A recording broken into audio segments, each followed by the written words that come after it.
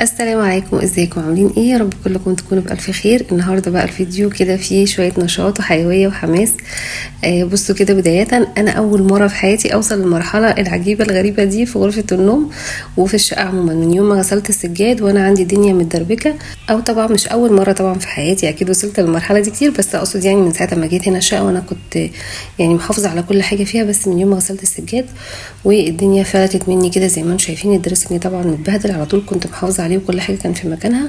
بس اليومين دول يعني كنت مشغوله في غسيل السجاد وفي الفرش، وزي ما انتم شفتوا كده حبه الحاجات اللي احنا عملناها مع بعض. دلوقتي بقى هندخل على غرفه النوم وهنوضبها كده كويس مع بعض، ونحاول كده نرجعها، علشان انا فعلا الوضع كان خارج عن السيطره جدا في الاوضه دي بالذات. فهبتدي كده معاكم. انا بشاور لكم هنا كده على دي القعده بتاعت مكان شغلي، كوبايه الشاي واللابتوب، وبقعد كده هنا على طرف السرير، وبقعد بقى اظبط في الفيديوهات بتاعتي اللي بنزلها معاكم. فكنت مستنيه رساله مهمه جدا على الايميل تجيلي، فكنت قاعده بقى متابعه يعني وانا شغاله كده، كنت متابعه اشوف الرساله جات لي ولا لسه. المهم يعني لو انت جديده معايا في القناه ولسه ما اشتركتيش، اشتركي حالا عشان يجيلك اشعار بكل فيديو جديد انا بنزله. وطبعا لو انت خلاص بقى من اصدقائي واخواتي الحلوين، ما تنسيش طبعا تحطي لي لايك. واكيد طبعا مش هنسى ان انا ارحب بكل الامارات الجداد اللي شرفوني ونوروني بالاشتراك الجديد في القناه. زي ما طبعا معوداكم دايما بحب ان انا ارحب بكل المشتركين الجداد اللي دخلوا عندي من كل الدول العربيه، ومن طبعا من بلدي من مصر.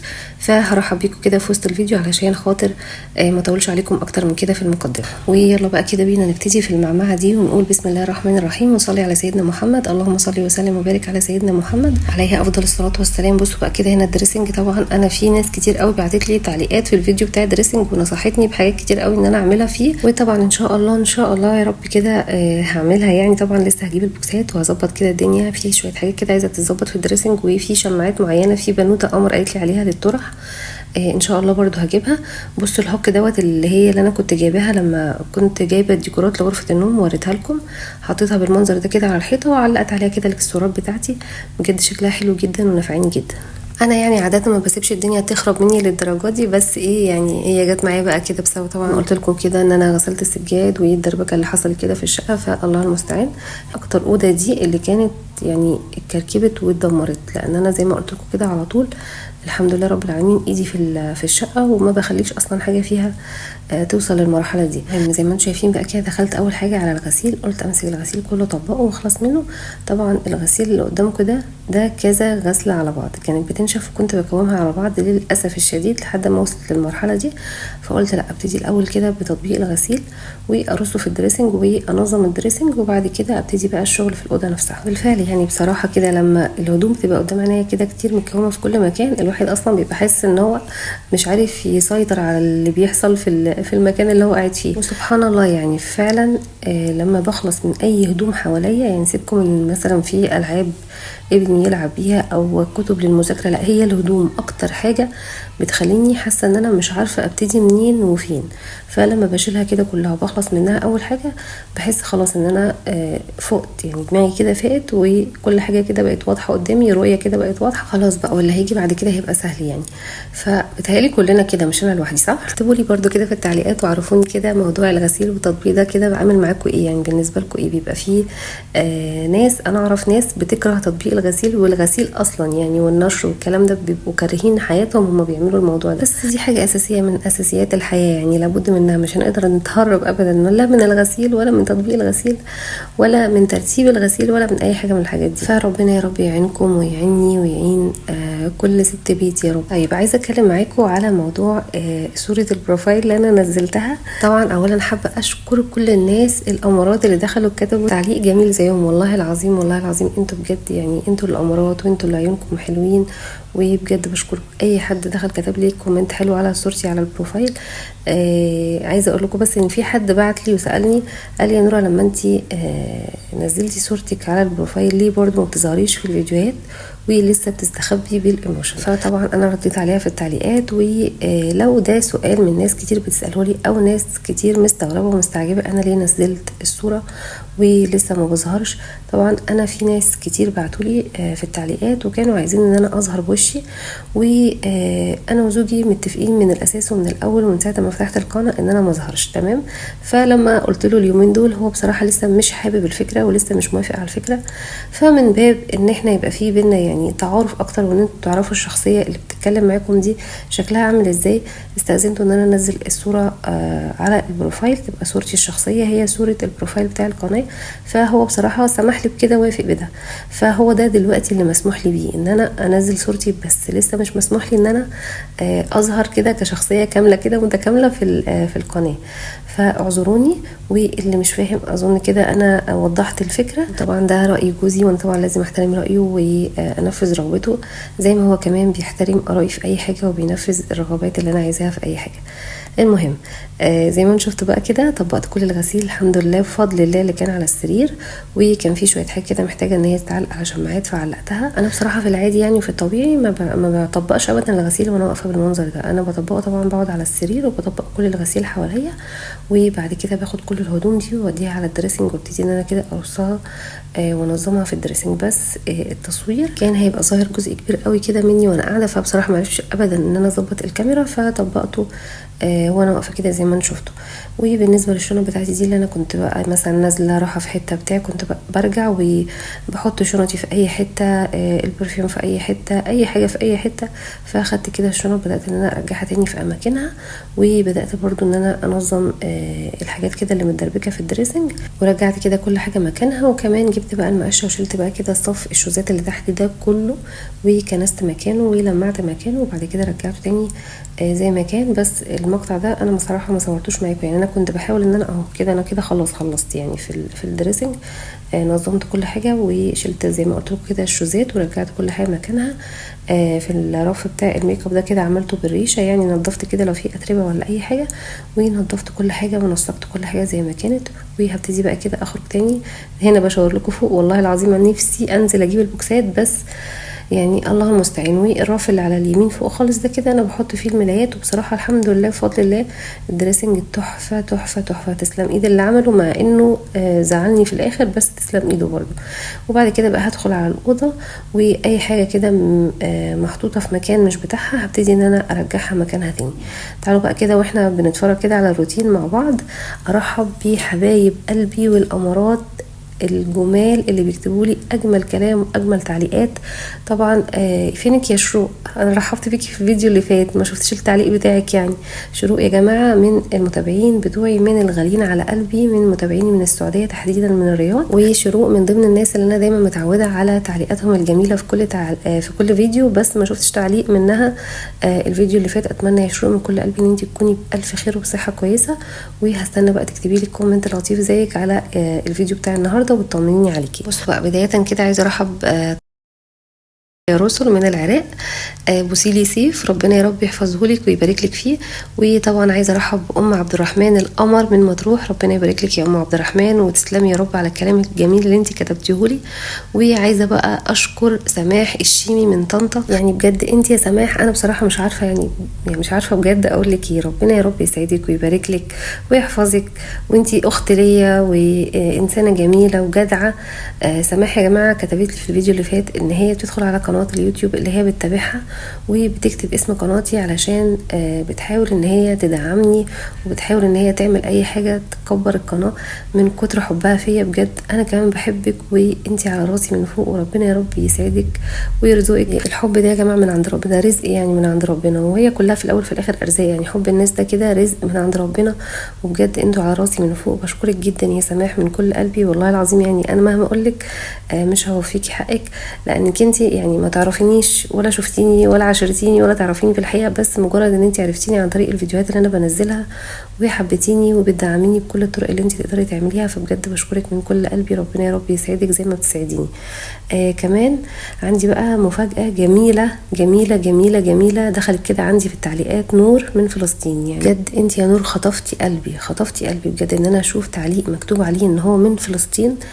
عايزه اقولك يعني ربنا يا رب يعني ينصركم، يا رب ينصركم ويثبتكم وينتقم من الكفرة الملاعين اليهود يا رب، وينصركم نصر عزيز قريب عاجلا غير آجلا يا رب العالمين يا ارحم الراحمين. عايزه اقولك ان اكتر حاجه معكننه علينا حياتنا جميعا، مش انا لوحدي والله العظيم، اللي بيحصل في فلسطين. يعني بصراحه الموضوع طول وبوخ، ويعني حاجه بصراحه حاجه تقطع القلب. فربنا يا رب ينصركم يا رب بحق لا اله الا الله. ربنا يا رب ينصركم نصر عاجلا غير اجلا، اللهم امين يا رب العالمين. فانت يا نور اخت ليا، اخت عزيزه وعلى راسي والله العظيم من فوق، ومنوراني ومشرفاني، واتشرفت جدا جدا جدا بمعرفتك يا نور، انت وكل اهل الغاليين في فلسطين.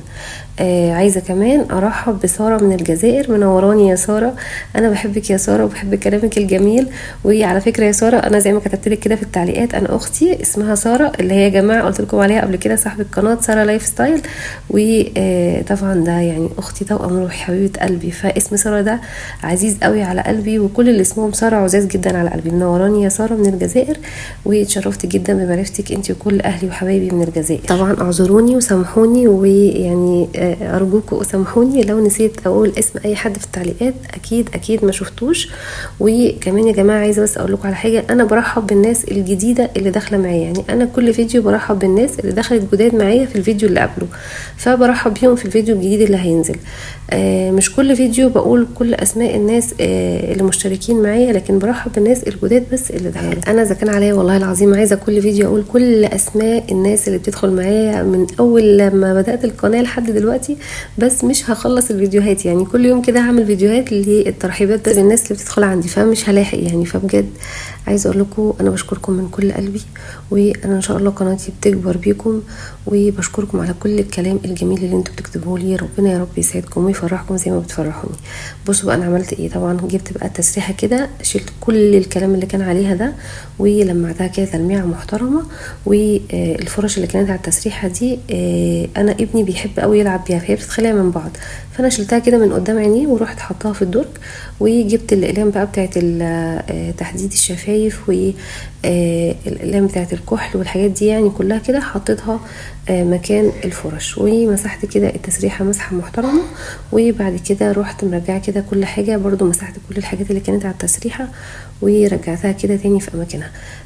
المكتبه بقى اللي جنب التسريحه دي كانت مليانه تراب، يعني هو اصلا عشان اللون بتاع الغرفه ابيض، فانتوا مش شايفين بعينيكم كويس التراب كان قد ايه، لكن كل حاجه حرفيا كانت يعني عليها تراب. الكتب الديكور دي والتحف وكل حاجه كان عليها تراب. الفوطه دي انا كنت باخدها اشطفها كده بشويه ميه، طبعا انتوا عارفين ان غرفه النوم اصلا فيها حمام، فالموضوع كان قريب مني، يعني الموضوع ما كانش مستاهل ان انا اجيب حاجه يعني فيها ميه او بخاخ او اي حاجه وافضل بقى ارش وببقى مكركبه الدنيا حواليا اكتر ما هي متكركبه.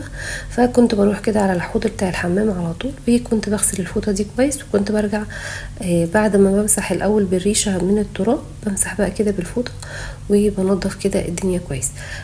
بصوا بقى المفارش دي انا كنت بوريها لكم كده في الشاشه من شويه. المفارش دي كانت موجوده عندي من وانا في الشقه القديمه، ويعني اصلا كنت لسه جايباهم برضو جديد، يعني ما كنتش استعملتهم كتير قوي. فشلت بقى كده المفارش الفرو اللي كانت موجوده علشان كنت طبعا خلاص عايزه اغسلها، وحطيت بقى دول كده برضو شكلهم جميل قوي كده وشيك. بالنسبه للتسريحه والاتنين كومود، في حد من متابعين عندي الغاليين على قلبي قال لي يا نوره حطي ازاز على الكومود وعلى التسريحه، علشان خاطر الازاز هيحافظ لك على الخشب ما يتجرحش يعني. طبعا هم اصلا غرفه النوم دي زي ما قلت لكم دي كانت بتاعتي اللي كانت في الشقه القديمه وانا جددتها، والازاز موجود في الشقه زي ما هو بتاع التسريحه وبتاع الكومودينو، بس انا كنت شايلاهم اصلا وهم هناك لحد دلوقتي، فان شاء الله اجيبهم باذن الله تاني واحطهم. عايزه كمان اقول لكم ان في برضو حد، بصوا والله العظيم انتوا بتكتبوا لي حاجات في التعليقات فعلا فعلا حرفيا بتنفعني في كل حاجه، وبتخليني افكار بتبقى تايهه عن بالي، وانتوا بتخلوا الافكار دي تحضر، فبجد كتر خيركم. علشان كده دايما بقول لكم اكتبوا لي في التعليقات اي حاجه، اكتبوا لي في التعليقات. في حد اخد باله ان الاتنين كومودينو معكوسين، تمام، يعني الكومودينو اليمين مطرح الشمال والشمال مطرح اليمين، فعلشان كده بيبان الكومودينو بتفتح مش مظبوطه، يعني بتفتح لناحيه السرير، لا هي المفروض تفتح للناحيه التانية. فكتبت لي وقالت لي يا نوره المفروض تعكسي الاتنين كومود، ده يبقى هنا وده يبقى هنا علشان يفتحوا مظبوط. يعني انا كنت فاكره اعمل كده وانا شغاله في الاوضه وتاه عن بالي خالص، يعني انا المفروض كنت هعمل كده معاكم، وكنت هشيل الاتنين كومودينو وهبدلهم، بس تاه عن بالي، فان شاء الله انا هعملهم برضو. وبعد كده بقى زي ما شفتوا كنست الارض وخليتها ايه زي الفل، وخدت بقى كده تلميعه بالموب، وحطيت طبعا الزيوت العطريه. بصوا بقى هنا ده اللي قهر قلبي وحزني ونكد عليا. دي جزء من الركنه انا جبته من الريسبشن وقلت هدخلها غرفه النوم، هحطها كده في الحته اللي فاضيه اللي جنب التسريحه. وبالفعل خرجت جبتها وجريتها ورحت بيها عند باب غرفه النوم، وان هي تدخل ابدا مستحيل. وقفت في الحته دي وقالت والله العظيم ما انا داخله. واحاول بقى اوقفها على الجنب ده. انا في الوقت ده كان احمد نزل يجيب طلبات من تحت ويطول، فانا قلت اعمل له مفاجاه، يعني يطلع كده يلاقيني مدخلها بقى وعامله فيها شندوله بقى، ودخلت الجزء ده كده في غرفه النوم زي ما انا نفسي اعمل. بس للاسف الشديد ما رضيتش تدخل ابدا ابدا ابدا. وبجد اتعكننت، يعني عايزه اقول لكم بجد بجد اتعكننت، لان انا كنت راسمه بقى كده المنظر في خيالي. يعني انتوا كده شوفوه كده في خيالكم جنب التسريحه على طول في الجزء الفاضي انا كنت هحطها، واحط قدامها كده ايه يعني ترابيزه كده صغنونه او طقطوقه، يعني اقعد عليها اعمل الشغل بتاعي عليها، افصل من دوشه البيت ومن ولادي شويه كده وانا قاعده كده في المكان ده، انا وجوزي مثلا بنشرب حاجه مع بعض لحد ما اجيب الاتنين فوتيه اللي كنت قايله لكم عليهم. بس للاسف الشديد للاسف ما دخلتش، وبقيت بقى بكمل كده شغل الاوضه وانا بصراحه متضايقه ومتعكننه. فرشت بقى كده معاكم السرير بالملايه البيضه دي، وانا بخاف بصراحه لما بفرش الملايه من ولادي، يعني لما بيطلعوا على السرير لازم يعني يبهدلوا لي الدنيا. فانا فرشاها كده معاكم، انا عارفه طبعا ان هي عايزه تتكوي، بس فرشتها بقى وخلاص. يعني زي ما بقول لكم اتعكننت، بقيت بقى عماله بفرش بقى في بقيه الاوضه وانا بصراحه متضايقه، لان انا خلاص كنت دخلتها في الحته دي وما كنتش عارفه اخرجها. يعني هو حتى احمد لما رجع هو اللي رجعها تاني في الريسبشن، فمش عارفه. يعني هو بيقول لي ممكن نشيل الباب بتاع الاوضه ونحاول ان احنا ندخلها تاني لو وقفناها على الايد بتاعتها، يعني نوقفها كده على الايد ونحاول ندخلها بسيف. فاهمين ازاي؟ هنحاول يعني الله المستعان. ادعوا لي كده ان هي تدخل، لانها هتفرق قوي قوي قوي في الشكل بتاع الاوضه والمود بتاعي انا شخصيا. عشان كمان انا هعمل زي ما انتوا قلتوا لي، يعني انا بجد اقتنعت بالفكره مليون في الميه، وهطلع الشاشه هي بره في الريسبشن، لان معظم التعليقات اللي جات لي في الفيديو اللي فات وانا باخد رايكم ان انا اطلعها بره في الريسبشن، لقيت كله بيقول لي طلعيها بره في الريسبشن. فانا ان شاء الله هطلعها في الريسبشن. لسه لحد دلوقتي وقتنا هذا يعني ما طلعتهاش، بس هطلعها لان الفكره عجبتني جدا. فبصراحه زعلت قوي قوي قوي ان الجزء بتاع الركن ده ما دخلش في الاوضه. فادعوا لي ان انا اعرف ادخله. زي ما انتم شفتوا بقى كده خلاص فرشت السجاده على الارض، والاوضه بقت كده خلاص خلصت وبقت تمام التمام. وزي ما انتم شايفين المنظر عامل ازاي. كده خلاص احنا وصلنا بقى لنهايه الفيديو. هستنى تعليقاتكم الحلوه، وهستنى ارائكم، وهستنى افكاركم الجميله، واشوفكم على خير باذن الله في فيديوهات تانية جديده. وبحبكم جدا جدا في الله، واشوفكم على خير قريب جدا، ومع الف سلامه.